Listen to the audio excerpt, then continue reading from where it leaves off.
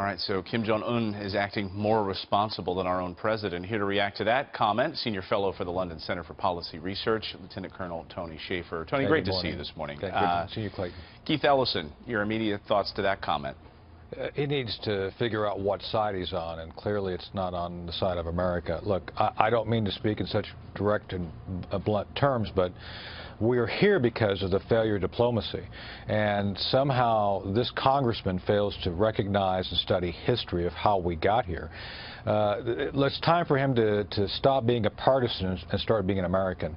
And that's where we're at. This is not about anti-war. This is about the fact that we're trying to prevent war and end one, which actually started in 1951. So I do, with all due respect to the congressman, read the history books, figure out what side you're on, and move forward. I fail to understand how the president's comments about locked and loaded, and if the North Korean regime acts, we're going to respond, how that is out of line. Clayton, that's kind of the, if President Obama would have said that, he would have been applauded. And look, President, he's looking for his Goldilocks moment. He doesn't say enough on this issue, but he says too much on this. Look, this is all about trying to be very clear on consequences. This president is recognizing the fact that the situation in North Korea has gotten worse, not better, by the complete failure of diplomacy and the policy of appeasement for the past 30 years. So, he's making it as clear as he can that this is going to change, that now there will be the potential of and likelihood of military action, of continued provocations. And going back to Congressman Ellison's comment, look, it is not President Obama, President Trump, anyone else on our side who's been firing missiles across the Korean Peninsula trying to prompt a military response. And let me say something else really quickly.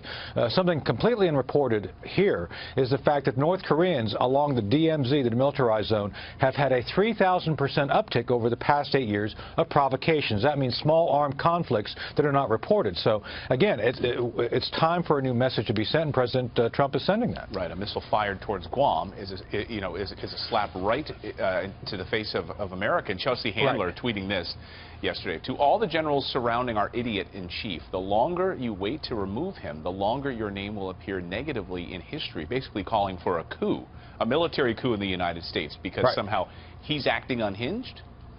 Well, look, Guam is U.S. territory, and let me be clear on this.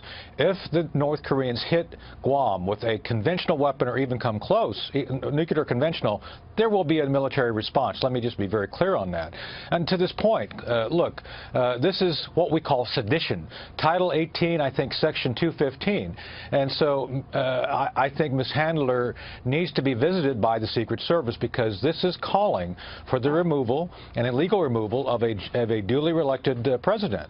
And this is no small issue. I am completely fed up as a citizen of the left getting away with this complete, inappropriate and continuous call for the president's removal. He won. Get over it. Move on. And I think people like her, who are calling for essentially a violent overthrow of the president, need to be looked at seriously for what they're saying, because it is indeed, in this case, I believe, a violation of clear U.S. code. So. Yeah. Well, I think it would be great for all Americans to try to come together on this issue. I couldn't agree more, but she's not. Yeah, unbelievable. All right, Lieutenant Colonel Tony Shaffer, always great to see you, Tony. Thanks. Great, thank you. Thanks, take care.